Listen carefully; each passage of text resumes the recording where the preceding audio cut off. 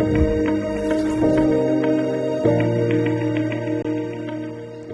안녕하세요. 방금 소개받은 표준과학연구원 문종철이라고 합니다. 저는 현재 양자기술연구소라는 표준과학연구원 내에 있는 그 부서에서 일을 하고 있고요. 그다음에 주로 이제 양자 컴퓨터를 만드는 일을 하고 있어요. 근데 기본적으로 중성원자라고 하면 좀 잘 모르실 수도 있을 것 같은데, 원래 한국표준과학연구원에서는 중성원자와 관련된 그 소위 표준화 관련된 측정 연구를 사실은 굉장히 오랫동안 하고 있었고, 표준과학연구원의 굉장히 대표적인 미션 중에 하나예요. 중성원자라고 하는 것은. 그래가지고 뭐 대표적인 사례는 원자시계가 있어요. 그래서 원자시계 같은 경우는 원자를 이용해서 원자의 내부에 이제 뒤에서 말씀드리겠지만 에너지 레벨이라는 게 존재를 하거든요. 원자 내에는. 그 원자 내에 있는 에너지 레벨은 굉장히 잘 정의가 되어 있기 때문에 뭐 우주, 세계 어디뿐만 아니라 우주 어디서든 시간에 모든 원자의 성질은 똑같아요. 그래서 그 원자와 원자 안에 있는 내부 에너지 구조의 그 두 개 소위 이제 전위선이라고 하는데, 그 전위선을 정확하게 측정을 하면은 그게 이제 전자파의 주파수로 변환이 되거든요. 그 전자파를 정확하게 측정을 하는 게 사실은 현재 지금 세계에서, 그러니까 물리에서 정의하는 시간의 정의가 이제 구현이 되는 거예요. 그래서 표준과학연구원에서는 기본적으로 중성원자를 굉장히 열심히 미션이기 때문에 굉장히 열심히 하고, 거기에 대한 기반 기술이 굉장히 많이 쌓여 있어요. 다만 최근에 2010년대 넘어서면서 이제 중성원자가 큐비트라는 어떤 양자 컴퓨터 구성 요소로서 좋은 캔디데이트이 돼가지고, 현재는 이제 저 같은 경우는 그 기존 하던 연구에서 이제 벗어나서 거꾸로 이제 중성원자를 활용해서 양자 컴퓨팅을 만들어 보겠다라는 연구를 해오고 있고요. 약 한 5년에서 10년 정도 그런 트랜지션이 있는 것 같아요. 그러다가 이제 최근에는 중성원자 양자 컴퓨터가 그 회사도 만들어지고 하면서 이런 엔지니어링에 대한 또는 인더스트리얼라이제이션에 대한 니드가 굉장히 많아졌어요.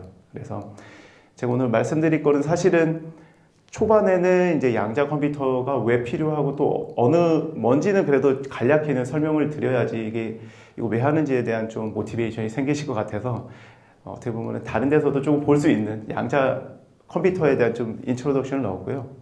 근데 실제적으로 양자 컴퓨터라고 하지만 저희가 다루는 대부분의 것들은 양자적인 게 하나도 없어요. 저희는 실제로 양자 컴퓨터를 소위 만들기 위해서는 소위 기존에 있던 모든 기술, 예를 들어서 전자파를 어떻게 우리가 만들어낼 것인가. 사실 그런 건 굉장히 오래된 테크놀로지죠. 아니면 또 초기에는 예를 들어 미국 같은 경우는 RF나 마이크로웨이브 기술들이 사실 국방의 니드 때문에 굉장히 많이 발전을 했고, 그런 기술 덕분에 이제 저희들이 덕을 보고 있는 거고요. 혹은 뭐 레이저라든지 그런 대부분을 저희가 다루는 것은 다 소위 이제 클래시컬한 고전적이고, 그 다음에 오래 전부터 개발이 되어 왔던 그런 기술들을 쓰는데, 다만 최근에 이제 양자 컴퓨터를 만들다 보니까 이런 기술들이 조금 더 오토마이제이션이 되거나 조금은 편리한, 그러니까 양자 컴퓨터를 개발하기 좀 더 편리한 그런 패키지로 변환을 시키는 그런 기업들이 굉장히 많아지고 있어요. 그리고 소부장 기업들이 원천 기술은 크게 많이 안 바뀌었을 수도 있는데 그거를 좀 포장을 달리해서 양자 컴퓨터 하는 사람들이 이렇게 쓰면 편하겠구나라고 어떻게 보면 패키징을 제공하는 그런 연구들이 굉장히 최근에는 많아지고 있어요. 그래서 제가 말씀드릴 거는 이제 말씀드렸듯이 양자 컴퓨터를 그걸 어느 정도 이해는 또 해야지 또 왜 하시는지 또 알 수 있기 때문에 저희가 간단하게 이제 양자 컴퓨터 개요와 이해에 대해서 넣었고요. 그리고 이게 어떻게 중성원자에 적용이 돼서 만들어 가는지, 그리고 그 안에서 소부장들이 어떻게 좀 역할을 하는지, 그런 데 좀 이해가 되셨으면 좋겠다고 생각을 하면서 좀 준비를 해봤습니다. 그래서 먼저 뭐 양자 기술은 아마 다들 아실 거고요. 뭐 이런 걸 많이 보셨을 거예요. 요거는 이제 중성원자 컴퓨터는 아니고 양자 컴퓨터 하면 항상 나오는 초전도 컴퓨터 모습이고요. 중성원자는 이거랑 모습이 판이하게 다릅니다. 예. 근데 이제 저희가 이제 양자 기술을 만드는 이유는 뭐 기본적으로는 이제 당연하지만 기존에 있는 것보다 더 좋게 만들어야겠죠. 그래서 현재 있는 디지털 통신이나 디지털 컴퓨터, 디지털 센서 등을 넘어서는 그런 컴퓨터, 커뮤니케이션 센서를 만들겠다라는 게 기본적인 모토고요. 함축적으로 이제 개념을 한 게 양자 이득이라, 그리고 퀀텀 어드밴티지라는 이런 말을 써서 그렇게 사람들이 개념화해서 생각을 하고 있습니다. 이제 잠깐 요거를 이제 왜 양자 컴퓨터가 좋냐라고 할 때 가장 많이 나오는 예시 중에 하나인데요. 예를 들어서 저희가 이제 어떤 양자 컴퓨터를 이용해서 할 수 있는 일이 굉장히 많지만 가장 관심 있는 것 중에 하나가 현재 고전 컴퓨터로 풀지 못하는 컴퓨터 문제들, 특히 이제 물질 문제를 굉장히 풀기를 어려워해요. 근데 예를 들어서 우리가 어떤 물질이 보통 격자로 되어 있잖아요. 그럼 격자에 되어 있는 그 아래서 이제 소위 이제 스핀이라고 스핀이 북극, 그러니까 N극과 S극 이렇게 있을 수 있는데 그 N극과 S극이 어떻게 물질을 구성하고 있을까 이런 걸 이제 계산을 해본다고 생각을 하면은 이런 이제 각 격자마다 우리가 N극, S극을 이렇게 어사인을 해서 이렇게 문제를 풀 수 있는데 예를 들어서 이게 N개의 우리가 물질로 원자로 이루어진 물질을 풀겠다라고 하면은 이제 굉장히 복잡해져요. 무슨 말이냐면 메모리를 잡아야 되는데 모두 다 N극인 것도 있을 수 있고 모두 다 S극 있을 수도 있지만 그 안에 이제 다양한 조합이 생길 수 있잖아요. 그럼 예를 들어 N개라고 하면은 이 N승개의 메모리를 우리가 미리 컴퓨터에 이렇게 잘 어사인을 해야 될 거예요. 근데 예를 들어서 우리가 300개 정도 되는 물질만 우리가 이거를 계산을 하겠다고 해도 이에 300승계의 메모리 스페이스가 필요한데요. 그냥 원리적으로는. 근데 이에 300승계는 굉장히 큰 숫자예요. 우주에 존재하는 모든 양성자의 수랑 똑같아요. 그러니까 이거를 클래시컬 컴퓨터로 만들 수 있는 방법은 없겠죠. 예, 요런. 그래서 하지만 양자 컴퓨터 같은 경우는 예를 들어서 그냥 단순히 생각만 해봐도 300개 큐빗으로 이제 계산을 하면은 물론 정확하게 300개는 아니고 그걸 보조하는 큐빗들도 있겠지만 300개 정도의 급의 큐빗이 있으면 풀 수 있겠다라는 걸 알 수 있을 거예요. 그렇다면 이제 양자 기술 하는데 사실은 양자 기술은 우리 주변에 굉장히 널리 존재하죠. 현재 우리가 대부분 알고 있는 핸드폰이라든지 아니면 바깥에 있는 모든 첨단 장비는 사실은 다 양자 물리학에 기반을 하고 있죠. 제가 생각했을 때 20세기의 가장 큰 인류의 업적이라고 하면 반도체와 레이저라고 저는 생각을 하는데요.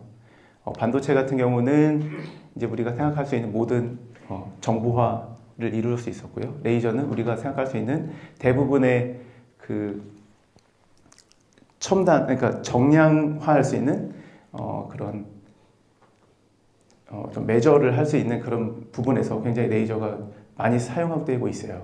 근데 이런 것들도 다 아시겠지만 양자역학에 기반하고 있죠. 예를 들어 반도체 같은 경우도 전자의 어떤 흐름을 양자역학적으로 제어하고 있는 거고요. 레이저도 역시 마찬가지입니다. 하지만 이런 것들은 사실은 반도체 같은 경우는 우리가 로직을 만들 때 0V, 5V 이렇게 두 개로 나눈다고 할 때 반도체 같은 경우는 전자의 다발에 의존하는, 그러니까 전자가 하나로만 있어서 되는 그런 기술은 아니고요. 전자가 다발로 있는 거고 레이저도 이렇게 보면 이제 빛의 스트림이죠. 그래서 레이저도 소위 이제 레이저의 빛의 알갱이라고 하는 광자들의 어마어마한 양의 집단적인 양자 현상이에요. 근데 이거를 처음에는 사람들이 이거 다발적 말고 하나만 갖고 우리가 기술적인 어드밴스를 제외하고 학술적으로 하나만 갖고 연구하면 어떠볼까라는 호기심에서 이제 사람들이 처음에 이제 시작을 했죠. 그러다 보니까 이 집단적이 있을 때, 예를 들어서 레이저랑 있을 때 아니면 단광자랑 있을 때 현상이 너무 다른 거예요. 혹은 전자 하나만 갖고 있을 때랑 전자가 수백, 수천만 개 있을 때랑은 현상이 너무 다른 거예요. 이제 그런 것들을 이제 파고들다 보니까 결국은 이 개별적, 그러니까 소위 양자, 그러니까 전자 하나, 원자 하나, 광자 하나 있을 때의 성질이 너무 다르고, 근데 그것들이 우리가 소위 말하는 정보학의 접목할 수 있다는 거를 이제 사람들이 알게 됐고요. 그래서 기본적으로 현재 우리가 양자 물리학, 양자 기술 혹은 양자 컴퓨터라고 할 때는 물론 반도체나 레이저도 양자 기술입니다. 하지만 소위 이제 그걸 좀 개념화하기 위해서 현재 이제 양자 2.0이라는 말도 이렇게 많이 붙이긴 하는데요. 그런 것들은 원자 개별적인 원자 하나하나 혹은 이제 예전에 이제 2차 때 김태형 교수님이 말씀하셨던 이온 하나하나, 그 다음에 아마 3차 때 그 손영익 교수님께서 포럼에서 발표하셨을 때 이제 광자 하나하나 이런 것들, 그리고 초전도 같은 경우는 초전도라는 물질 자체는 하나의 뭐 어떤 물질은 아니지만 그것이 나타내는 현상이 고립된 원자랑 또 똑같이 나타나거든요. 그래서 이걸 이제 소위 이제 아원자상, 뭐 세마이 애톰이라고 부를 수 있는데요. 초전도나 뭐 위상 물질 같은 경우도 아원자 상태를 이용해서 그러니까 개별적인 양자선상을 이용해서 양자 컴퓨터를 만드는 일을 하고 있습니다. 그래서 제가 하고 있는 이 원자고요. 그래서 이제 소위 이제 양자 컴퓨터를 활용할 수 있는 분야는 굉장히 다양하고요. 현재 컴퓨터로 할 수 있는 일을 넘어서 이제 그 이상의 일을 하겠다라는 게 이제 사람들의 목표고요. 단기적으로는 사람들이 컴퓨터를 이용해서 하려는 일들은 이런 현재는 이게 뭐 완벽하다고 할 수는 없지만 컴퓨터가 가장 많이 이용되는 분야 중에 하나가 그 기업체에서 소위 이제 최적화를 할 때 굉장히 많이 사용이 돼요. 뭐 최적화에는 다양한 일들이 있을 수 있겠지만 예를 들어서 우리가 쓰는 돈을 어떻게 하면 최적화해서 예를 들어서 밑에 각각 그 우리가 회사가 하는 필드에다 뿌릴 수 있을까? 혹은 아니면 은행에서도 예를 들어서 투자 많이 하잖아요. 포트폴리오 할 때 어떻게 우리가 분산 투자하고 리스크를 뭐 할 수 있을까? 혹은 물류회사 같은 경우는 어떻게 하면은 최적화된 물류 경로를 찾을 수 있고 그런 아니면 뭐 안테나를 우리가 설치하는 업체다. 그러면 안테나가 어디에 위치했을 때 우리가 어떤 분포를 했을 때 가장 최적화가 될까? 뭐 이런 다양한 사실은 옵티마이제이션과 관련된 그 예는 너무나 많기 때문에 근데 이런 옵티마이제이션을 현재 양자 컴퓨터로서 좀 풀 수 있을까라는 게 사람들이 가장 큰 어플리케이션 중에 하나고요. 이제 근미래에는 이제 사람들이 가장 관심이 있어하는 AI, 머신러닝 이런 거에 대해서 이제 사람들이 양자 컴퓨터를 쓸 수 있을 것이다라고 이제 기대를 하고 있고요. 이제 더더욱 이제 이게 어떻게 보면 이제 양자 컴퓨터의 최종적인 목표일 수도 있는데요. 이거 AI 문제보다 훨씬 더 어려운 건 이제 소위 이제 우리가 처음에 예를 보여드렸지만 어떤 우리가 물질을 이해하거나 그런 것들이 굉장히 중요합니다. 예를 들어서 신물질을 만들거나 아니면 신약 개발을 한다고 했을 때 그걸 미리 계산해 볼 수 있는 능력은 엄청난 거거든요. 돈을 엄청나게 아낄 수 있거든요. 그래서 뭐 신약 개발이라든지 뭐 신물질을 디자인하는데 이런 데 있어서 계산을 해볼 수 있겠구나라고 또 혹은 뭐 프로테인 폴딩이라고 해서 좀 바이오에서 가장 또 중요한 문제들이 있는데요. 이런 것들을 해볼 수 있겠다라는 게 이제 사람들의 어떻게 보면 이제 양자 컴퓨터를 만드는 모티베이션 중에 하나입니다. 뭐 그래서 뭐 활용 예는 예를 들어 현재 AI 뭐 많이 아시겠지만 AI가 굉장히 대세인데 노벨상도 탔고요. 근데 그걸 하기 위해서는 사실은 우리가 사용하는 오버헤드가 굉장히 커요. 그러니까 무슨 말이냐면 칩도 굉장히 많아야 되고요.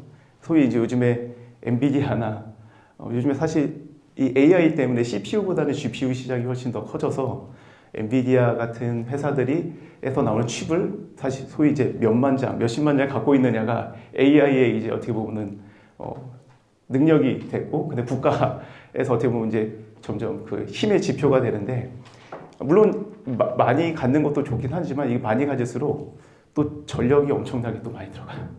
그 전력도 지금 저 무시 못 하거든요. 근데 그런 것들을 양자 컴퓨터를 이용을 하면은 이런 문제들을 굉장히 해결할 수 있을 거라고 또 생각을 하고 있고요. 또 앞서 말씀드린 것 같은 복잡 물질 계산에 있어서도 아까 말씀드린 것처럼 계산 요구량이 이제 보통 기하급수적으로 증가하기 때문에 양자 컴퓨터를 이용하면 현재 슈퍼컴퓨터로도 불가능한 이런 근본적인 한계를 풀 수 있을 것이다라고 예상을 하고 있습니다. 여기까지는 좀 양자 컴퓨터에 대해서 보통 우리가 접할 수 있는 그런 모티베이션에 대한 얘기였고요. 양자 컴퓨터를 이제 조금 이해가 필요하신 부분이 있어요. 왜냐하면 제가 사실은 이 양자 컴퓨터를 이런 톡을 할 때마다 어디까지 말씀을 드리는 게 가장 좋을까라는 사실 고민이 항상 있어요. 근데 어쩔 수 없이 큐비트라는 말을 빼놓고 항상 양자 컴퓨터를 말씀드릴 수가 없더라고요. 그래서 큐비트에 대해서 잠깐 그냥 제가 이해하는 식으로 좀 말씀을 드릴게요.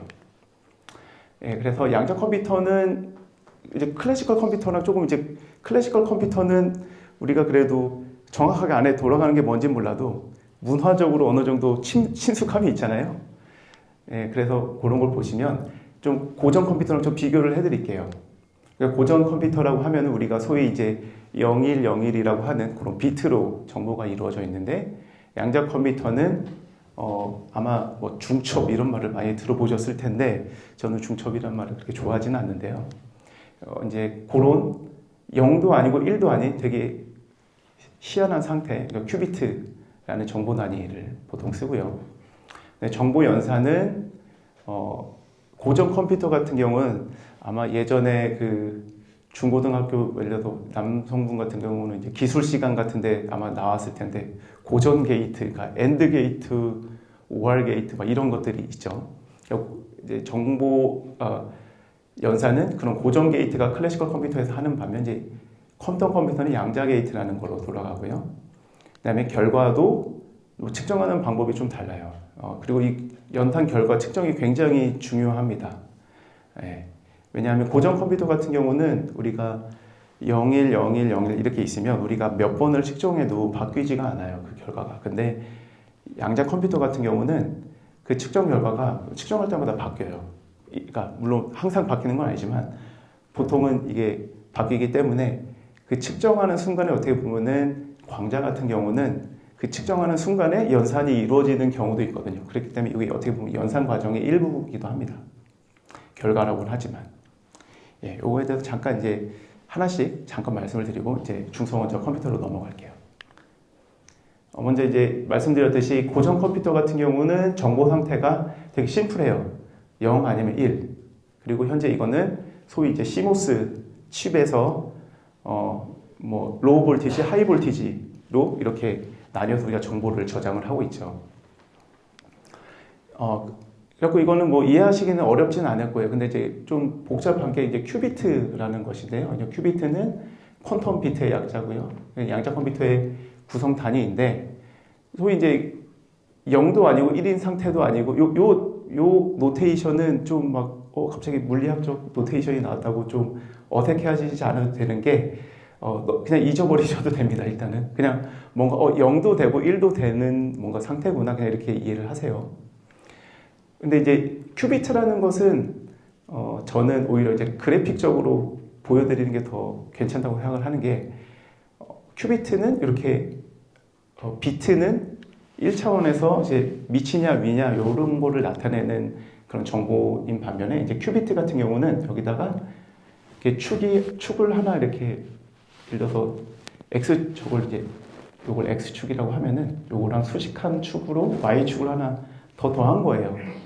그래가지고 이렇게 소위 이제 구를 만들어서 비트 같은 경우는 약간 1차원적인 정보라고 하면은 이제 큐비트 같은 경우는 2차원적인 정보가 되는 거예요. 그래서 이제 남극이 있고 북극이 있고 그러면 정보 상태는 어떻게 돼 있냐? 예를 들어 이 중간에 애매한 상태가 있으면 그 녀석의 경도와 위도 정보를 알면 되는 거예요. 그래서 요거는 이제 2차원적으로 경도, 위도를 알면 되고 이 녀석 같은 경우 1차원적으로 그냥 0, 1만 알면 되고 그냥 이렇게 생각을 하시면 될 것 같아요. 그래서 큐비트라는 것은 2차원적으로 확장된 정보 단위다라고 좀 받아들이시는 게 어떻게 보면 좀 그래픽적으로 좀 더 유용하실 거고요. 그리고 실제로 우리가 생각하는 모든 양자 정보 프로세스는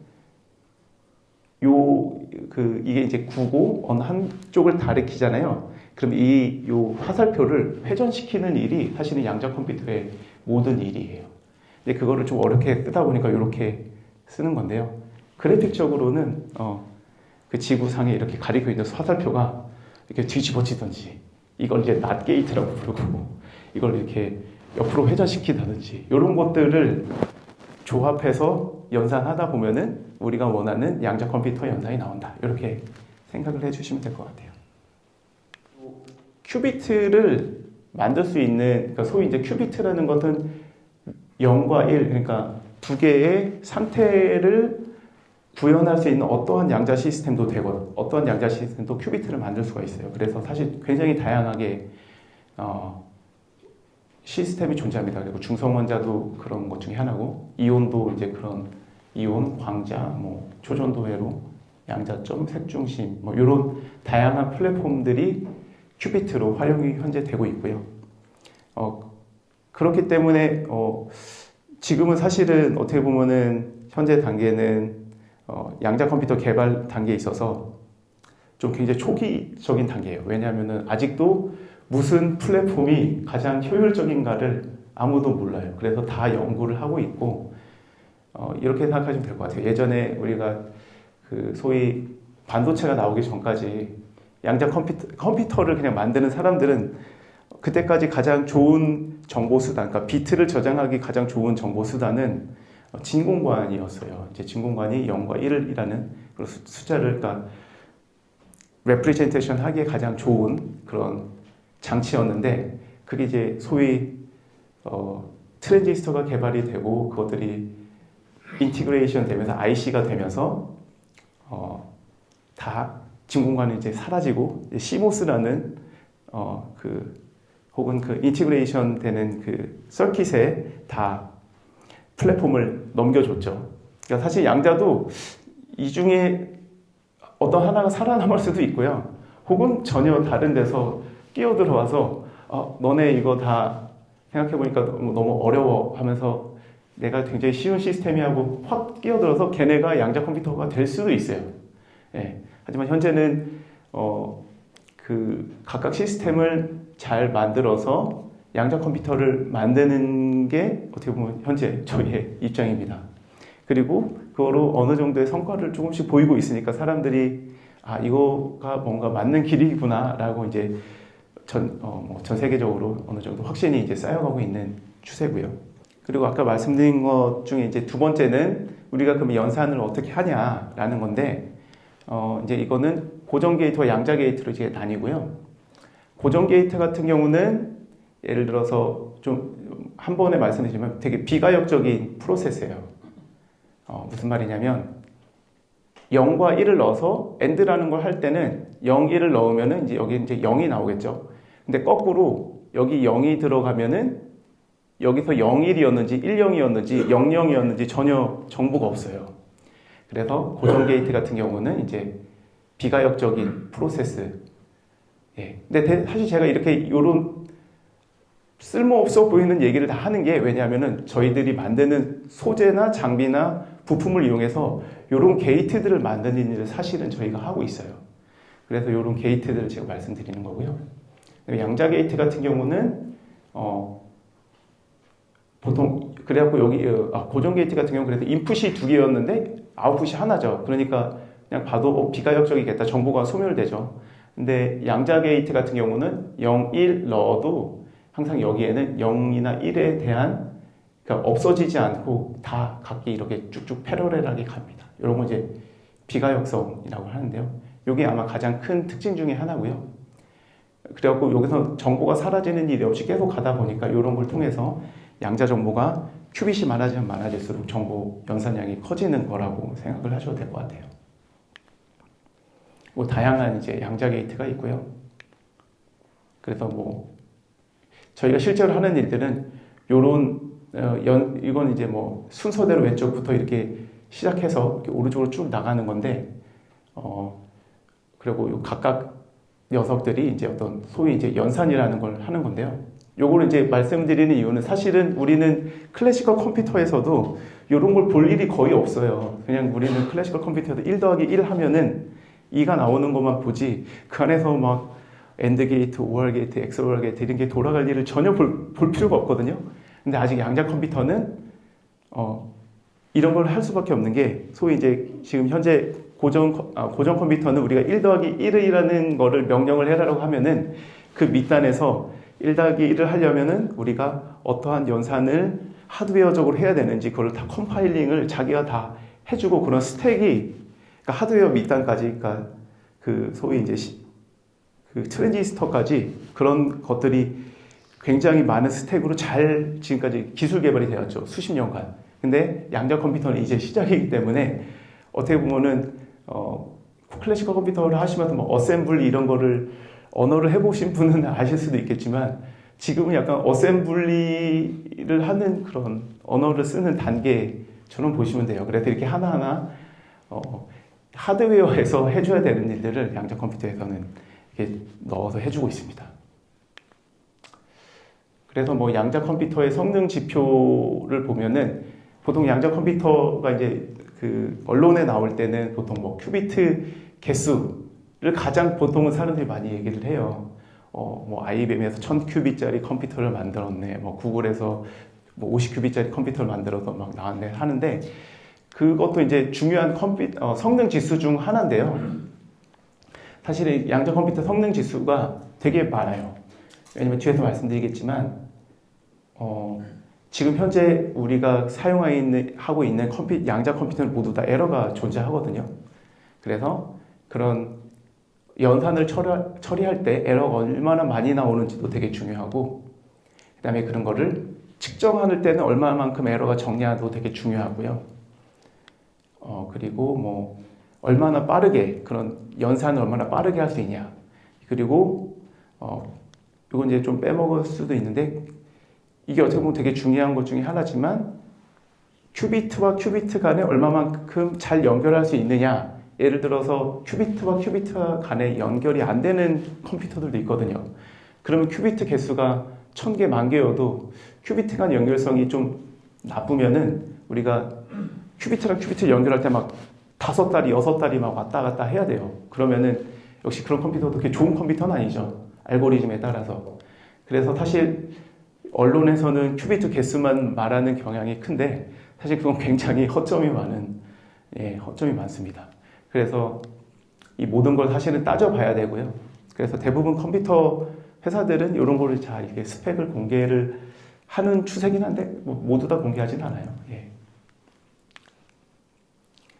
그리고 실제로 이제 저희가 이제 하드웨어를 만드는 입장에서는 이제 실제로 이런 것들이 소부장에 쓰이는데 양자 컴퓨터를 만드는 건 사실 어떻게 보면 잡음을 줄이는 과정이에요. 잡음과 굉장히 싸우고 있고 사실 양자 컴퓨터는 거의 보면은 잡음과의 싸움이 됩니다.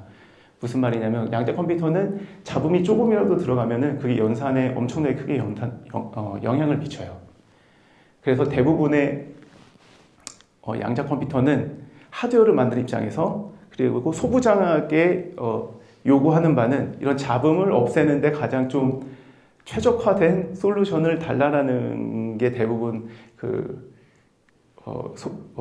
양자 컴퓨터 하드웨어를 만든 사람들의 니드고요. 예를 들어서 이건 이제 표준관 연구에 이제 초전도 양자 컴퓨터도 있고 중성원자 양자 컴퓨터도 있는데요. 사소해 보이지만 중요한 그런 팩트를 하나 말씀드릴게요. 예를 들어서 이렇게 중성원자 양자 컴퓨터는 광학계로 이루어져 있어요. 근데 광학계는 이제 거울을 지탱하고 있는 마운트도 있고요. 아니면 그 옵틱스 자체도 있겠죠. 그런데 이거를 이제 오늘도 오퍼레이션을 하고 내일도 오퍼레이션을 한다고 했을 때, 여기 위에 올라가는 이제 마운트들이, 잘 못 만들면, 그러니까 못 만든다라는 거는 예를 들어서 오늘 온도랑 내일 온도랑 다르고요. 기압도 다르고 그런 실험실 환경들이 있잖아요. 그러면 0.1도 정도 변했다. 그러면 마운트들이 이렇게 살짝 변형이 되거든요. 그런 것들도 영향을 미쳐요. 그러니까 오늘하고 저희는 실험실에 왔을 때 아침이랑 저녁이랑 가는 걸 다 컴퓨터 퍼포먼스를 보면 알 수가 있어요. 그렇기 때문에 당연하지만 실험실에서는 저희는 지금은 이제 항원학습을 당연히 돌리고는 있는데 굉장히 이건 트리비얼한 굉장히 사소한 문제라고 생각될 수 있지만 양자 컴퓨터 하는 사람들 입장에서 굉장히 중요해요. 그래서 이런 컴포넌트 하나하나 그래서 저희가 지금 사용하고 있는 거는 예를 들어서 예전에는 알루미늄으로 된 마운트를 많이 사용했는데 지금은 열 처리된 스테인리스 스틸 열 변형이 가장 강한 것들 그런 것들을 쓰고 있어요. 그런데 이제 그런 거를 눈치챈 요 회사들은 그거를 만들어내고 떼돈을 벌고 있어요. 예. 예, 어떻게 보면. 예, 이거 굉장히 간단한 거긴 해요. 근데 이걸 만드는 회사가 별로 없어요, 생각보다. 예를 들어서 이런 거 하나가 별로 안 돼 보이겠지만, 예를 들어서 이게 한 수십만 원 정도 하거든요. 요 하나하나가, 조그만 거 하나하나가. 근데 이게 보통 뭐 쓸 때 한 1,000개 들어간다. 그러면 뭐 우리가 필요한 그런 돈이 이제 계산이 나오겠죠. 근데 이런 것들을 전 세계에서 하면은, 예, 굉장한, 예, 시장이 되겠죠. 이건 굉장히, 근데 이건 굉장히 마이너한 부분이라서요. 근데 예를 들어 드린 거고요. 예를 들어서 초전도 컴퓨터 같은 경우도 뭐 당연하지만 잡음을 없애기 위해서 이제 초전도 컴퓨터의 이제 잡음은, 가장 큰 잡음은 열 잡음이라서 온도를 냉각시켜야 되는 건데, 아마 예전 뭐 발표쇼에도 나왔을 것 같은데요. 그래서 냉각 기술이 굉장히 중요하다. 예. 그런 말씀을 드립니다. 그리고 그래서 뭐 요건 이제 어떻게 보면은 양자 컴퓨터 시장에 대한 좀 말씀을 드리는데, 현재 뭐 양자 컴퓨터 1000큐빗 나오고 막 2000큐빗 나오고 이러고 있는데, 그러면 이제 그거로 양자 컴퓨터는 끝난 거 아니야? 라고 생각하실 수 있지만, 사실은 지금은 양자 컴퓨터 시대에 있어서 굉장히 태동기예요. 그러니까 아직 시작 갈 길이 되게 멀다라는 말씀을 드리기 위해서 이걸 가져왔는데, 우리가 고전 컴퓨터를 이용할 때 에러가, 사실은 우리가 고전 컴퓨터 이용할 때 에러가 수도 없이 계속 나오고 있거든요. 근데 그 에러를 보정하면서 쓰고 있기 때문에 우리가 컴퓨터에서는 우리가 연산을 얻을 때 에러가 없는, 1 더하기 1 하면 3이 튀어나오지 않고 2가 튀어나오는 게 뭐 수백만 번 해도 2가 튀어나오거든요. 하지만 그 안에서는 계속 에러가 생겨나고 이걸 그걸 커렉션 하면서 클래시컬 컴퓨터는 사용을 하고 있어요. 근데 양자 컴퓨터는 지금 그 에러가 고스란히 튀어나와요. 그래서 이런 걸 이제 전문 용어로 이제 니스크라고 해서 지금 현재 부르고 있는데, 소위 이제 니스크 시대라고 부르고 있는데요. 양자 컴퓨터는 현재 만들어지고 있는 모든 컴퓨터가 에러를 허용하고 있어요. 그렇기 때문에 아직 양자 컴퓨터의 진정한 시대는 열리지 않았고요. 제 생각에 양자 컴퓨터의 진정한 시대는 이제 요 니스크, 이제 에러를 발생하는 걸 용인하지 않고 에러 보정 혹은 에러 커렉션이라는 이제 소위 이제 QEC, 퀀텀 에러 커렉션에서 그런 에러 커렉션 시대가 올 건데, 그때가 되면 이제 진정한 양자 컴퓨터 시대가 열릴 거라고 생각을 하고 있고요. 그렇기 때문에 아직 소부장이 못 들어가셔도 사실은 앞으로 에러 커렉션 된 컴퓨터 시대가 오면은 더더욱 사람들이 소부장에 대한 니드가 있을 거기 때문에 이거를 필요하는 거는 저는 굉장히 중요하다고 생각을 합니다. 예, 그래서 지금은 현재는 안타깝지만 에러가 발생하는 걸 용인해서 연산을 해야 돼서, 예를 들어서 우리가 어떤 유의미한 계산을 하고 싶어도 그러려면 굉장히 많은 스텝의 그 소위 이제 게이트들을 돌려야 되는데, 지금은 뭐 100개 뭐 그 정도 수준에서밖에 못 돌려요. 그러니까 어떻게 보면은 우리한테 유용한 문제는 전혀 못 돌려요. 뭐 예를 들어서 우리한테 유용한 문제가 되려면 한 10에 뭐 100만 개에서 1000만 개 정도는 돼야 되거든요. 근데 지금 한 100개 정도 수준 돌리는 거면, 근데 갈 수가 없죠, 거기까지. 근데 그렇게 돌리려면 에러가 보정된 컴퓨터가 필요하다. 그렇기 때문에 이제 소위 이제 양자 오류 보정, 요 QEC, 퀀텀 에러 커렉션이라는 시대가 와야 되고, 그 시대는 이제 한 몇 년 안에 열릴 것 같아요. 예. 왜냐하면 여기에 대해서 이제 또 유의미한 결과들이 나오고 있기 때문에. 예. 그래서 뭐 중성원자가 컴퓨터가 이제 그런 최초의 양자 오류 보정을 작년 말에 이제 처음에 구현을 했었고요. 예. 그래서 개념적으로 우리가 아무리 막 큐비스 막 사람들이 막 얘기를 해도 사실은 정말 중요한 거는 아직 소위 양자 컴퓨터 본 게임도 시작 안 했다고 생각하시면 돼요. 그 본 게임을 위해서 그 밑에서 내가 본 게임의 선두주자가 될 거야 라는 예비 무대라고 생각을 하시면 되고요. 그렇기 때문에 사람들이 그거의 매트릭으로 이게 막 큐비수 막 자랑을 하고 하긴 하는데, 왜냐면 이게 큐비수가 어느 정도 보장이 돼야지 또 에러 커렉션이라는 게 가능하거든요. 예, 그래서 큐비수를 마구 늘리는 모티베이션 중에 하나는 이거로 컴퓨터를 하겠다는 게 아니고, 이거가 되면은 드디어 그 두 번째 게임에 내가 참여할 수 있는 요건이 돼 라는 겁니다. 그래서 사람들이 이제 큐비스 경쟁을 하고 있어요. 대표적으로 이제 슈퍼컨덕터 같은 경우 IBM에서나 구글에서 많이 했었고, 아이언 트랙 같은 경우는 이제 우리나라 이제 김정상 교수님이 또 창업자라서 국내에는 많이 알려지죠. 아이언큐라는 이제 회사가 대표적이고, 거기에 이제 32큐빗에서 그냥 64큐빗 정도를 돌리고 있고, 중성원자 같은 경우는 좀 요 컴퓨터들보다 한 5년에서 10년 정도 느리게 후발주자인데, 굉장히 빠른 속도로 이루어지고 있고요. 현재 한 256큐빗 정도를 돌릴 수가 있습니다. 그래서 사실 개발사들도 굉장히 많고요. 유럽이나 미국, 대부분 유럽이나 미국에 있어요. 이거 넘어가도록 하겠습니다. 이제 그러면 그럼 이거를 이런 양자 컴퓨터를 중성원자에서는 어떻게 사용되고, 그리고 거기에 실제로 사용되는 소부장들은 어떤 것들이 있냐라고 좀 말씀을 드릴게요.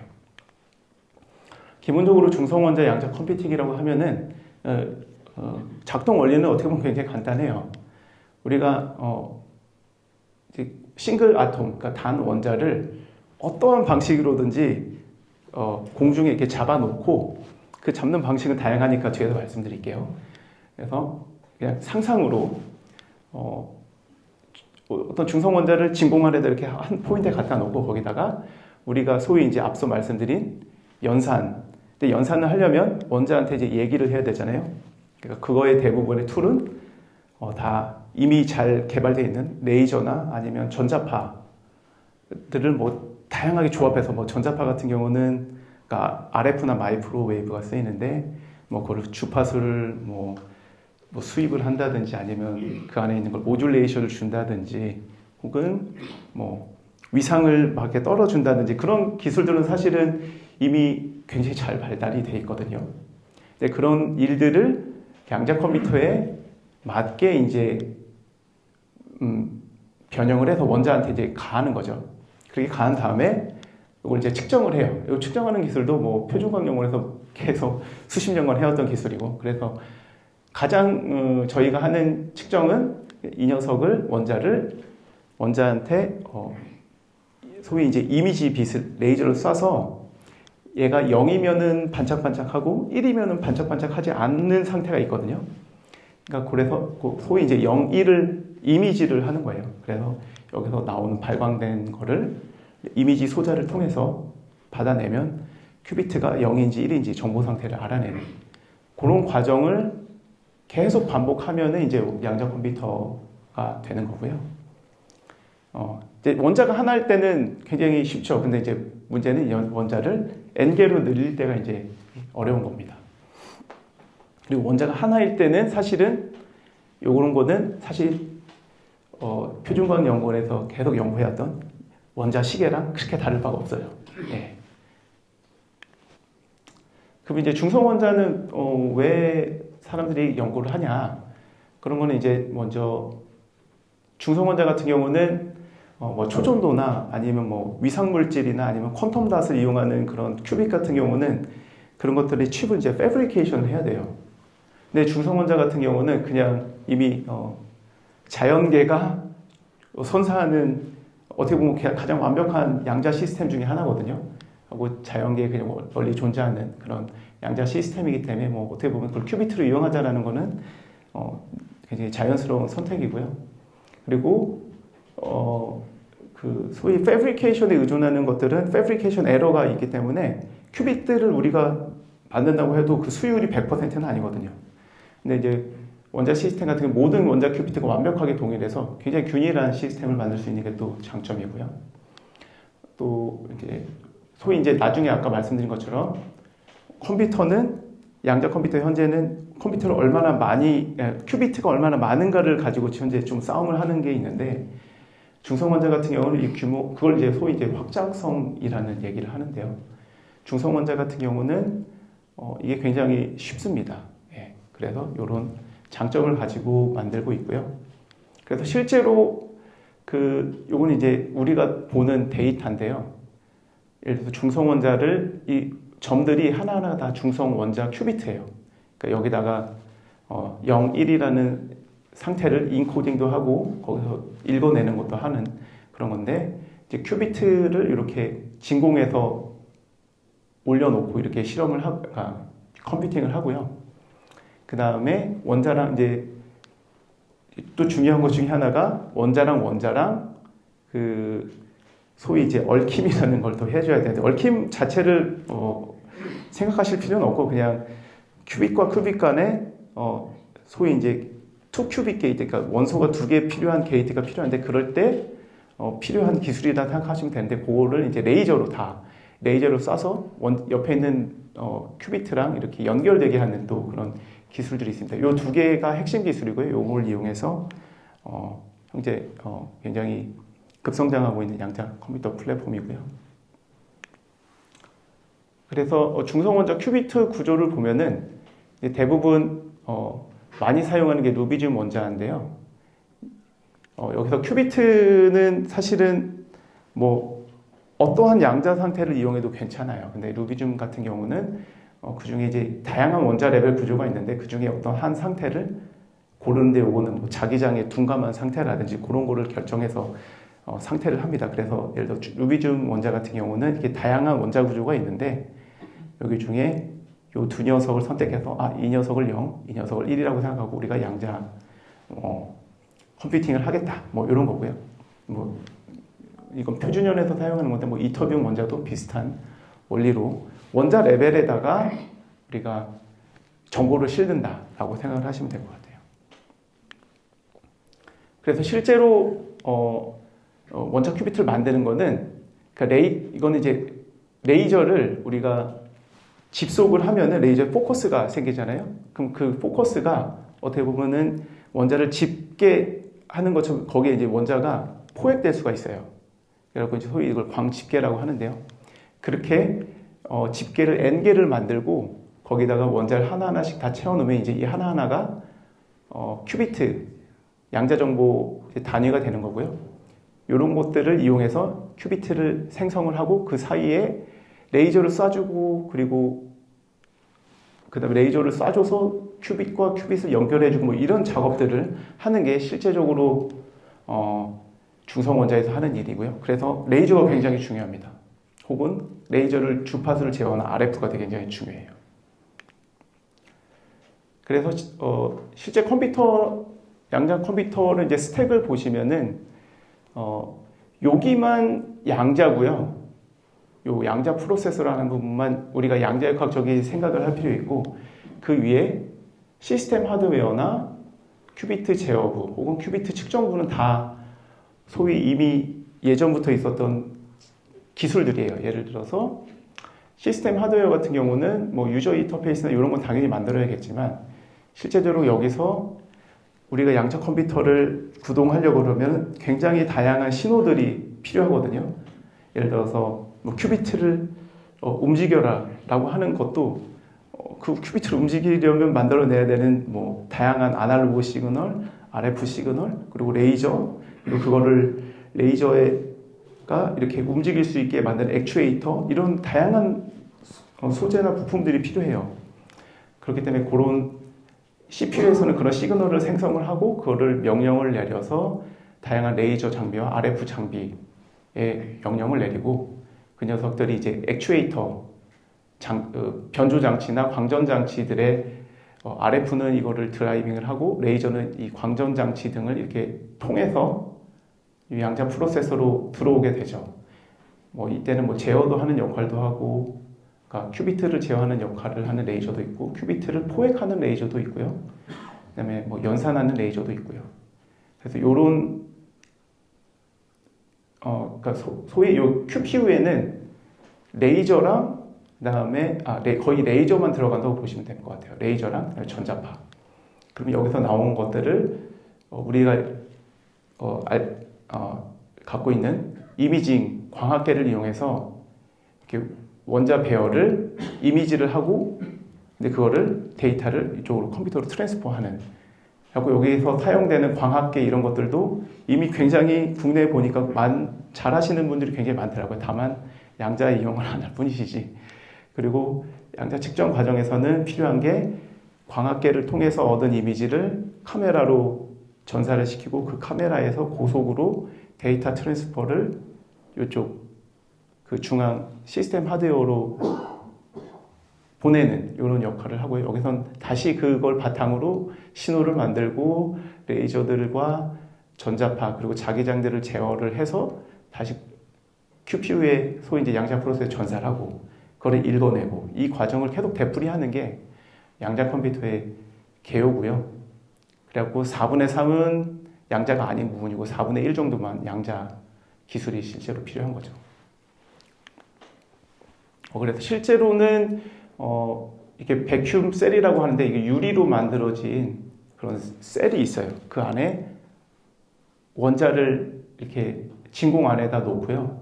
그 원자를 진공 안에 놓는 방법은 이렇게 레이저를 고해상도 혹은 이제 뭐 고배율 이미징 렌즈를 통해서 레이저를 여기다 넣습니다. 그러면 보통 레이저를 넣으면 이게 뭐 포커스가 하나만 생길 텐데 이게 이렇게 여러 개가 있냐? 요거는 소위 이제 여기 라이트 모듈레이터라는 또 이거는 이제 이거가 만들어진 이유는 우리가 디스플레이 기술이 또 중요하잖아요. 그러니까 디스플레이 기술을 하는 사람들이 이미 이런 거를 많이 만들어 놨어요. 그래서 이런 라이트 모듈레이터에다가 레이저를 쏴서 일로 전사를 하면 여기에 우리가 원하는 디스플레이가 되는 그런 기술이거든요. 그래서 그런 걸 이용해서 원자를 우리가 자유자재로 큐비트를 포획을 하고 하는 그런 게 이제 실제로 이렇게 광학계가 이렇게 생겼어요. 보통은. 이건 이제 표준과학 연구원에서 돌아가고 있는 양자 컴퓨터인데요. 여기서 아까 보여드릴 수 있는 큐비트를 지탱하고 있는 글래스 셀은 여기 안에 있고요. 그 외에는 이제 대부분 레이저랑 그다음에 여기 이제 커다란 자기장 코일이 있고요. 자기장 코일도 굉장히 빠른 속도로 제어를 해야 되고요. 그다음에 이런 큐비트가 진공 안에 있기 위해서는 진공 챔버나 진공 펌프 이런 것들도 필요하고요. 그리고 여기에 있는 뭐 다양한 광학계랑 그다음에 광학 마운트들도 다 필요합니다. 그 요것만 필요한 게 아니고 여기에 레이저를 전달하기 위해서는 여기 굉장히 또 광학계가 많이 필요하죠. 그래서 엄청나게 많은 광학계랑 그것들을 이제 제어하는 일렉트로닉스랑 그런 다양한 것들이 필요한데 사실 이게 보시면은 이게 도대체 어떻게 컴퓨터라는 생각이 들잖아요. 이게 어디가 컴퓨터인가. 그래서 사실 이게 추후에는 이제 여기도 이제 많은 일들이 벌어지고 있는데 이런 광학 테이블에 있는 것들을 잘 압축을 해서 소위 이제 카드 형식으로 만들어내는 기술들을 사람들이 요즘 개발을 하고 있어요. 그래가지고 여기 있는 걸 이게 되게 복잡해 보일 수는 있지만 이거는 현재는 뭐 예를 들어서 가장 잘하는 데 중에 하나가 일본인데 일본에서는 요런 광학계를 그러니까 제 한 손바닥만한 그러니까 소위 이제 컴퓨터 카드 보시면 그 규격을 아실 거예요. 컴퓨터 카드 규격 정도 되는 데다가 넣어서 만드는 연구를 하고 있고요. 그게 실제로 잘 돌아가는 것도 제가 눈으로 확인을 했어요. 그래서 그렇게 되면 이제 뭐 굉장히 그 포터블화 되니까 굉장히 좋은 또 예가 될 것 같고요. 그래서 대표적인 소부장을 좀 보자면은 중성원자 컴퓨터 같은 경우는 아까 말씀드렸지만은 뭐 비양자적인 기술이 한 7% 이상이고요. 소부장으로 좀 나눠봤는데 좀 이게 꼭 이게 장비인지 부품인지 소재인지 헷갈리는 것들도 좀 있어요. 그러니까 좀 그냥 나눠놨다라는 것만 말씀을 드리고 소재 같은 경우는 이제 저희 같은 경우는 큐비트 원자를 만들기 위해서 이제 금속 합금이 필요하고요. 이제 금속 합금 같은 경우는 순수 금속도 있으면 좋겠지만은 가끔 가다가는 이제 진공 문제가 있어서 그 소위 그 베이퍼 프레셔가 그러니까 그 압력이 좀 낮은 상태에 합금을 만들었다가 우리가 원하는 때에만 원자가 튀어나오는 그런 합금들도 필요하고요. 이런 거를 요 뒤에 이런 거를 이제 저희 양자 컴퓨터 같은 경우 초고진공 내에 있어야 되거든요. 그렇기 때문에 초고진공이라는 거는 온도가 조금 올라가면 압력이 확 올라가요. 근데 보통 원자 발생 장치들은 대부분 온도를 높여서 컨트롤을 하는데, 그렇기 때문에 온도를 높여서 압력은 좀 올라갈 수 있지만 그거를 최소화하는 원자 발생 장치가 또 필요한데, 이것도 예전 같은 경우는 다 사람들이 실험실에서 만들었었는데, 이것들을 이제 굉장히 많이 요구하다 보니까, 그리고 이건 전 세계적인 그냥 추세인데요. 제가 박사할 때 한 20년 전에만 할 때 하더라도 이것들은 다 그냥 소위 이제 홈메이드로 만들었었어요. 그러다 보면 진공 환경이 엉망이 되거든요. 근데 그때는 그런 거 상관없이 그냥 실험만 빨리 해서 논문 내자 이런 거였는데, 이게 현재는 엔지니어링이 필요해서 초고진공 내에서 그 고진공을 퍼터브하지 않고 흐트리지 않고 순수하게 원자만 발생해내는 장치들이 만들어지고 있고, 굉장히 고가에 팔리고 있더라고요. 저 같으면은 몇백만 원 안 할 것 같은데 거의 10배 이상으로 사람들이 팔고 있더라고요. 예. 그리고 그래서 원자 발생 소자는 요 정도 스펙이 될 것 같고요. 혹은 이제 또 요즘에 이제 많이 좋은 것 중에 하나가, 예전에는 이제 초고진공을 획득하기 위해서는 펌프를 아이언 펌프나 아니면 타이 서블리메이션 펌프라고 해갖고 그런 것들을 많이 썼는데, 요즘은 이제 넌 이베포러티브 게터라는 것들, 그리고 게터를 넣으면 얘네 물질을 넣으면 진공에서 얘네가 이제 빨아먹어가지고 굉장히 고성능이지만 굉장히 소형화가 가능한 그런 또 물질들이 많이 나오고 있더라고요. 그래서 이런 것들이 있으면은 또 이제 소재로서 굉장히 좋은 소재고요. 이건 비단 양자 컴퓨터뿐만 아니고 제가 알기로는 이제 가속기에 많이 들어가가지고, 가속기도 고진공이 들어가니까요. 그런 쪽에서 많이 개발을 하고 있는 걸로 알고 있고요. 요거는 이제 광학 소재 및 코팅 소재. 요것도 역시 국내에서 제가 알기로는 많은 그런 업체가 있는 걸로 알고 있는데, 안타깝게도 대부분 이런 양자에 대한 것보다는 군용이나 아니면 소위 이제 카메라 만드시는 쪽에 이제 많이 들어가는 것 같아요. 근데 이것도 만약에 양자 컴퓨터 쪽으로 좀 어플리케이션이 되면은 그쪽으로도 좀 나중에 활보를 열 수 있지 않을까 생각이 되고요. 그다음에 부품 같은 경우는 중성원자에 들어가는 부품이 사실 되게 다양하고, 사실 여기에 다 넣을 수가 없어서 그냥 제가 대표적인 것만 몇 개 갖고 왔는데요. 예를 들어서 첫 번째로는 초고진공 글래스 셀인데요. 이게 되게 중요한 게, 요게 이제 진공 안에 진공 환경을 만들어주는데, 여기 그 글래스 셀이라고 하는 이 안에 실제로 원자 큐비트가 위치하는 곳이에요. 그렇기 때문에 굉장히 이 글래스 셀이 잘 만드는 게 중요하고, 그 잘 만든다는 게 뭐냐? 기본적으로 이 유리를 굉장히 잘 가공을 하고, 거기에 유리에다가 앞면, 뒷면에다가 코팅을 잘 해서 그거를 흐트리지 않고 진공으로 되게 잘 조립하는 그런 기술이고요. 그래서 저희가 원하는 스펙들은 보통 굉장히 10의 마이너스 11승 토르라는 울트라 하이 베큐um 정도를 보통은 양자 컴퓨터에서는 사용이 돼야 되고요. 그다음에 이 유리의 평평도도 되게 중요해요. 왜냐하면은 이 안에 있는 큐비트를 보려면은 유리가 평평해야 되거든요. 그렇지 않으면은 그 현미경 뒤에 말씀드린 요 고분의 이미징 광학계로 여기를 들여다봐야 되는데, 당연히 일그러지기 때문에 제어가 어렵습니다.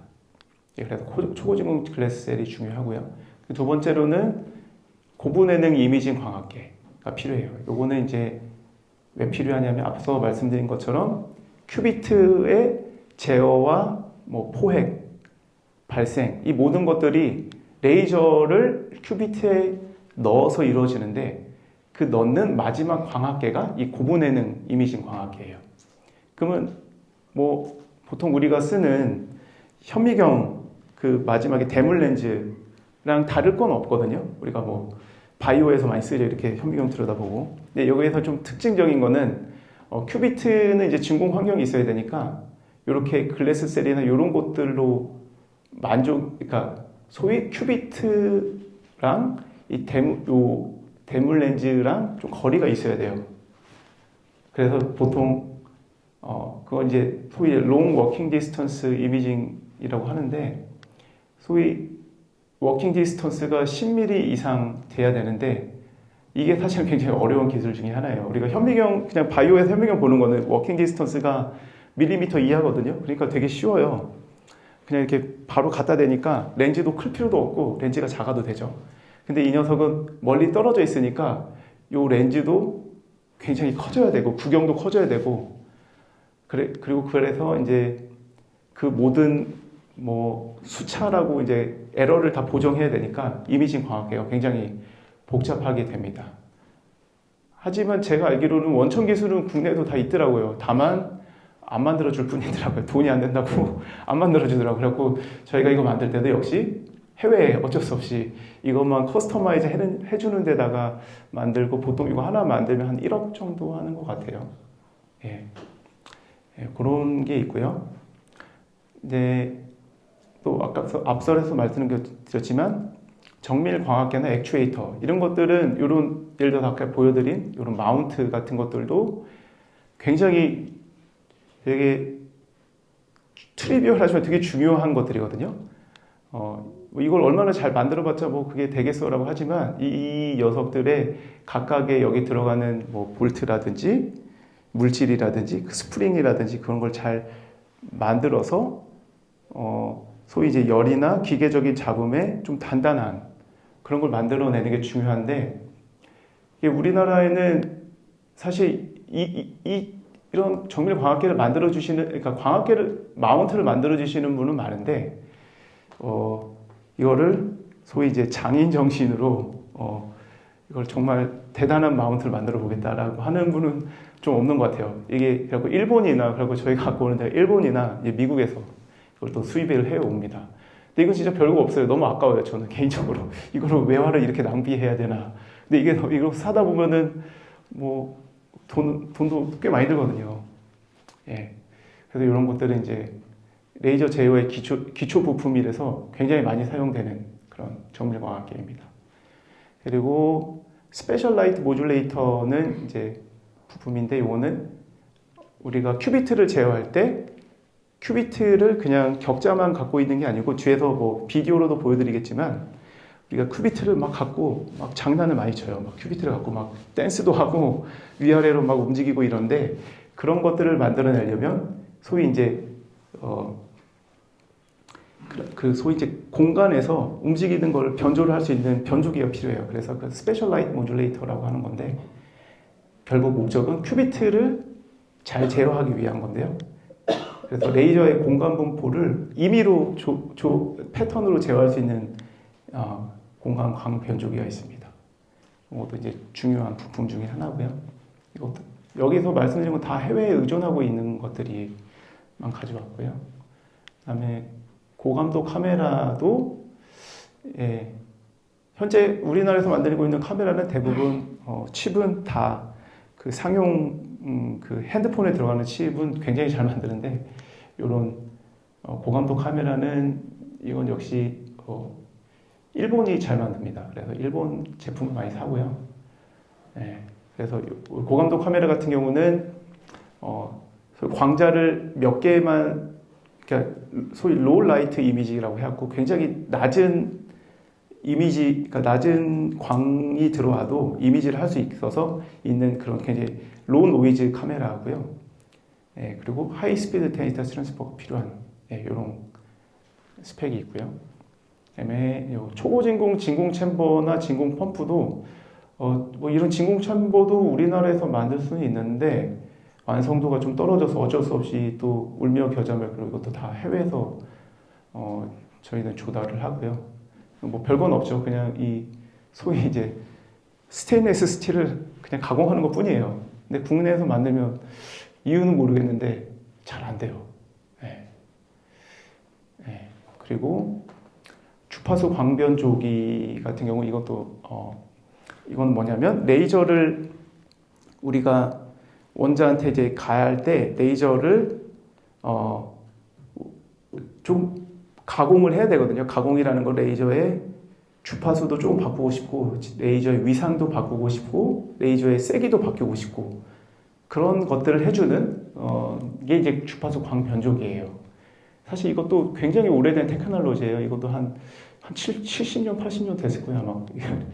별건 없거든요. 그냥 안에 크리스탈을 넣고 거기다가 주변에다 그냥 소위 이제 전자 회로 시간에 배웠던 LC 탱크 같은 걸 붙여서 레조넌스 서킷을 만들면 그 안에 우리가 RF를 가해주면은 그 크리스탈이 이렇게 흔들리니까 크리스탈이 그 흔들리는 주파수만큼 레이저를 변화시킨다. 주파수를 뭐 그거거든요. 근데 이것도 안타깝게도 우리나라에 업체가 하나도 없어요. 다 뭐 미국, 일본, 중국 그 다 밖에서 가지고 있어요. 예. 근데 이거는 정말로 주파수 광변조기는 진짜 별게 없거든요. 근데 아마도 우리나라에서 해도 이게 뭐 시장성이 없어서 그런 거로 저는 생각을 하고 있습니다. 예. 그런 것들도 있고 또 이제 각종 제어 회로 기술들이 필요한데요. 요것들은 사실 이제 우리나라 IT 강국이다 보니까 FPGA 기술 같은 거는 사실 되게 잘 하시는 분들이 많더라고요, 국내에도. 다만 이거를 또 양자에다가 하실 생각은 아무도 없으신 것 같아요. 그래서 그런 분들을 좀 잘 뭐 이런 사업을 통해서 연결되면 좋을 것 같다는 생각이 들고요. 예. 아니면 이쪽은 뭐 군용에서는 사실 되게 중요하기 때문에 군과 관련된 분들은 되게 잘 하시는 것 같더라고요. 예, 그리고 이제 대표적으로 이제 장비는 이제 첫 번째로 이제 RF 발생기인데요. RF 발생기는 이 전 슬라이드에도 보여드린 이런 변조기는 이제 부품일 뿐이고 여기다가 이제 RF를 인가해서 전자파를 인가해서 이제 드라이빙을 해야 되는데 그걸 드라이빙을 해줄 장치입니다. 그래서 RF 발생기도 뭐 엄청나게 필요한 게 아니고 한 수백 메가에서 뭐 1기가 정도 헤르츠 정도의 발생기가 필요한데 그리고 그거를 우리가 입맛대로 그러니까 양자 정보의 입맛대로 뭐 페이즈나 위상이나 그러니까 주파수를 모듈레이션 해주는 게 필요한데 그런 장비도 국내에는 없고요. 그다음에 또 이제 고속 전류 공급 장치 같은 경우는 원자 같은 경우는 자기장 환경을 막 바꿔줘야 돼요. 그 소위 이제 자기장을 바꿔줄 때는 코일을 만들어 놓고 코일에다가 전류를 걸어서 소위 이제 전자석처럼 저희가 변형을 해주는데 그래서 뭐 수십에서 수백 암페어 정도를 이렇게 흘려줘야 되는 그런 전류 공급 장치가 필요한데요. 그리고 꽤 빠르게 반응할 수 있는데 그런 것도 역시 없기 때문에 해외에서 구입을 하고 있고요. 그다음에 큐비트 포획 및 이제 제어를 하는 이제 어떻게 보면 이제 메인 플레이어가 이 녀석인데 이제 여기 제어용 레이저를 제가 깜빡했네요. 그 고출력, 고정밀 레이저가 어떻게 보면 가장 키 플레이어 중에 하나예요. 근데 이제 고출력이 필요한 이유는 뭐 고출력 한 100와트급 정도 필요하고요. 이제 필요한 이유는 큐비트를 잡는데 파워가 필요하거든요. 그러니까 큐비트를 100개 잡으려면 100배 파워가 필요하고 큐비트를 1000개 잡으려면 1000배 파워가 필요하죠. 그렇기 때문에 고출력 레이저가 필요한데 이 역시 국내에 없어요. 근데 이게 아이러니인 게 한 10년 전에 제가 이렇게 시장을 보다 보면은 레이저 같은 경우는 이런 고출력 레이저 같은 경우 대부분 이제 미국이나 러시아 아니면 유럽에서 만들었거든요.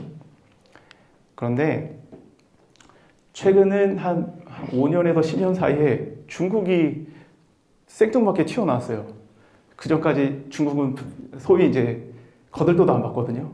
근데 지금은 중국이 그냥 이거 해고 그냥 시작해서 고출력 레이저, 고정밀 레이저 다 정말 잘 만들어요.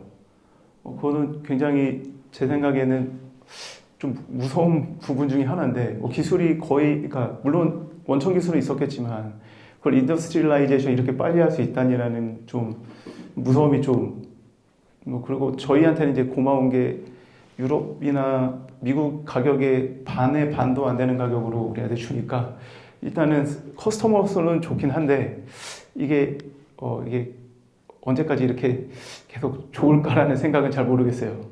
왜냐하면 이게 국가 간 또 경쟁이 있으니까요.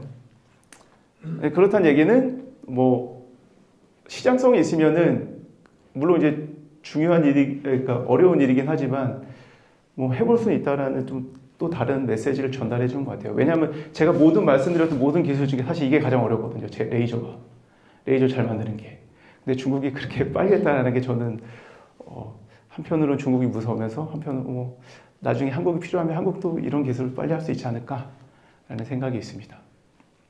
그리고 이제 마지막으로는 이제 큐비트를 제어하는 신호 발생기인데요. 이런 것들은 이제 뭐 디지털 신호나 디지털에는 뭐 온오프 시그널을 시간 수소에 맞게 뭐 다채널로 이렇게 발생하는 장치나 또는 거기에 해당하는 아날로그 신호 볼티지, 예를 들어 마이너스 10V부터 뭐 10V 사이에 아비트러리하게 뭐 임의로 우리가 함수를 만들어내는 그런 신호 발생 장치라든지, 예.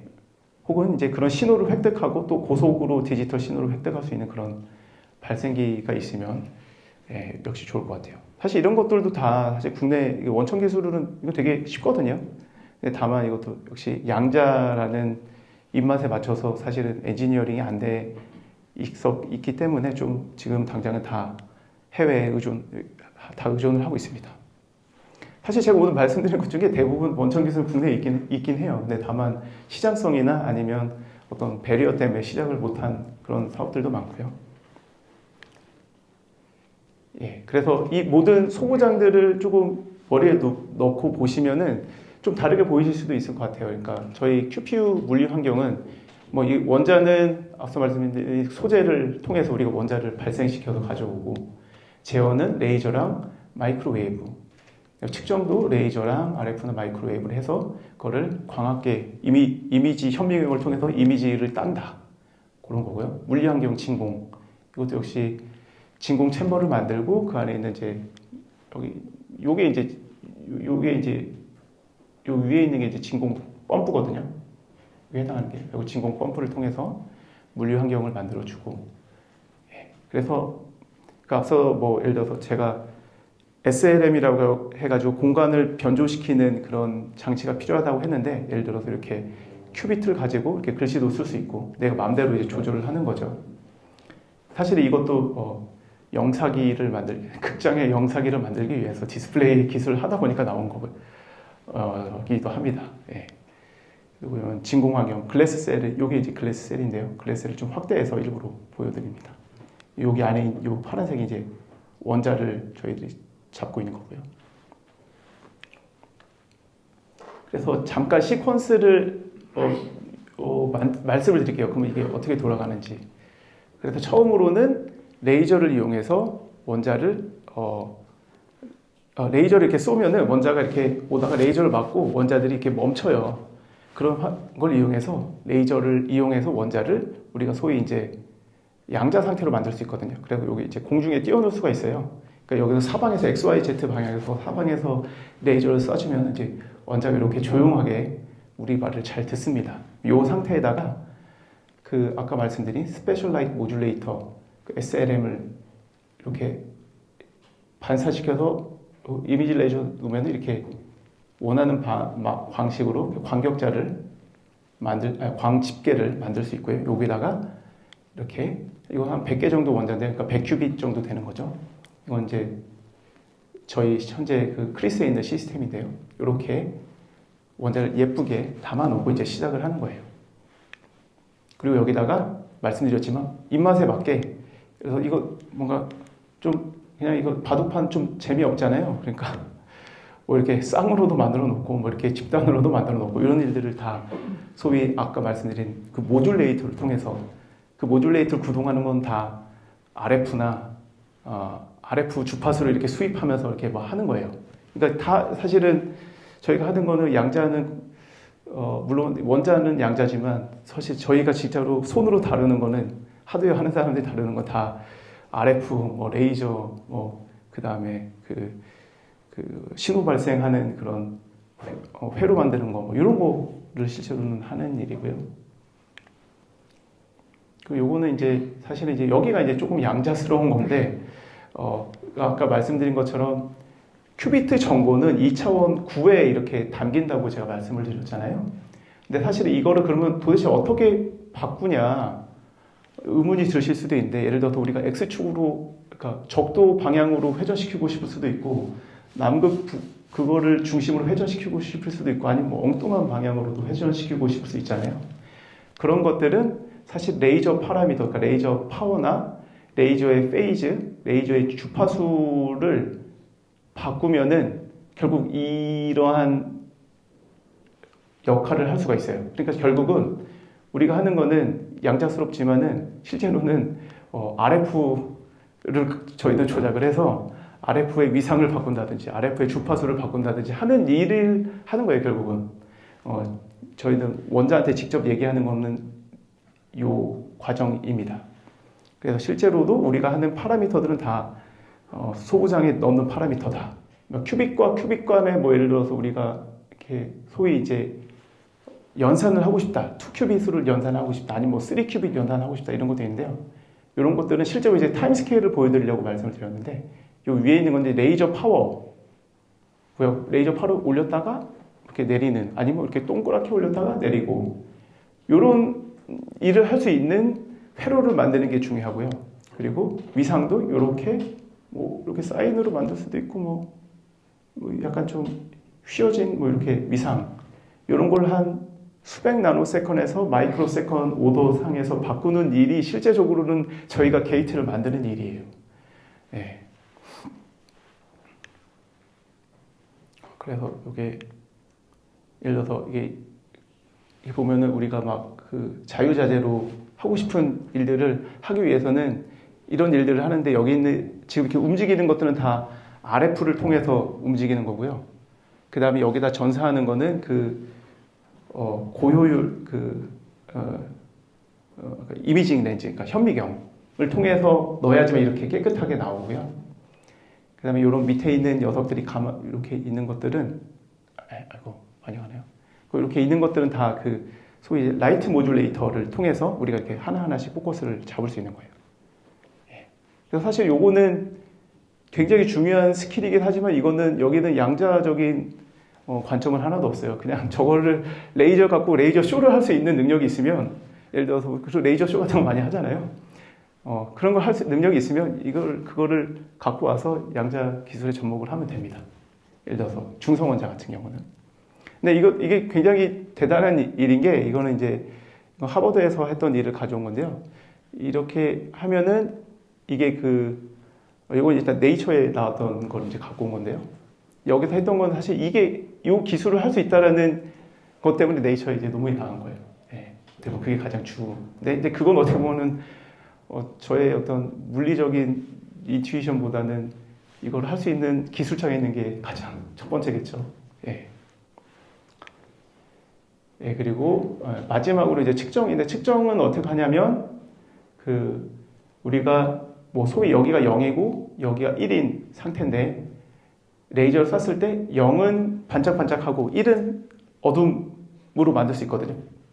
그렇게 해서 여기서 우리가 어떤 빛을 넣었을 때 여기다 레이저를 쏴서 거기서 나오는 빛을 요 현미경을 통해서 읽어서 소위 이제 카메라, EMCCD라는 카메라에 이렇게 넣어서 우리가 읽어내는 거고요. 그래서 당연하지만 이런 광학계랑 이런 미러 광학계들도 굉장히 중요하고요. 다 지금 현재 전량 이것도 중국에서 원래 중국이 이런 거 잘 못 만들었는데 이것도 역시 한 5년에서 10년 사이에 중국이 더 잘 만들어서 최근에 중국 거만 사요. 예전에 무조건 미국 거 샀거든요. 근데 지금 여기 들어가는 광학계들 현재 우리 갖고 있는 거 다 중국 거예요. 그리고 요 EMCCD는 일본 거고요. 그리고 여기서 읽어서 또 중요한 게 이걸 데이터 트랜스퍼가 굉장히 빨라야 되거든요.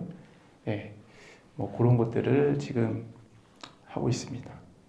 예, 이렇게 해서 뭐 예를 들어서 여기 나오는 이게 보통 이제 큐빅 하나에서 나오는 신호가 이렇게 생겼는데 여기 있는 신호가 뭐 어느 정도 미치다 하면은 우리가 0으로 판단하고 어느 정도 이상이다라고 하면 1로 판단해서 그 큐비트를 양자 연산 결과를 0, 1의 스트링을 이제 읽어서 이제 연산을 마무리하는 게 저희가 하는 일입니다.